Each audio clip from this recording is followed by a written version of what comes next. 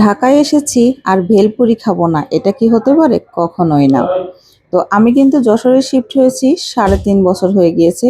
যশোরে যাওয়ার পর থেকে কিন্তু আমরা আর ভেলপুরি খেতে পারি নাই, কারণ ঢাকায় সবসময় ভেলপুরি পাওয়া যায় এবং যেখানে সেখানে পাওয়া যায়। ঢাকা থাকাকালীন আমরা প্রায়ই ভেলপুরি খেতাম। তো যদিও যশোরে রিসেন্টে প্যারিস রোডে ভেলপুরির একটা আয়োজন হয়েছে, তো কখনো যাওয়া হয় নাই আর খাওয়া হয় নাই। তো এই যে দেখতে পাচ্ছেন, খুবই লোভনীয় স্বাদের ভেলপুরি আমরা নিয়ে নিয়েছি। আর এটা পার্সেল করে নিয়েছি বাসায় যেয়ে। ননদের মেয়ে আছে, ননদ আছে, সবাই মিলে টিলে খাবো। তো যেহেতু সন্ধ্যায় একবার নাস্তা হয়ে গিয়েছে, এজন্য কম করে নিয়েছি। তো আপনারা কারা কারা ভেলপুরি লাভার আছেন তারা কিন্তু অবশ্যই হাত তুলে দিয়ে যাবেন যে হ্যাঁ, ভেলপুরি আমরা পছন্দ করি এবং খাই। এবং ঢাকা ছাড়া আর কে কোন ডিস্ট্রিক্টের আছেন, সেখানে ভেলপুরি পাওয়া যায় কিনা সেটাও কিন্তু জানিয়ে যেতে ভুলবেন না।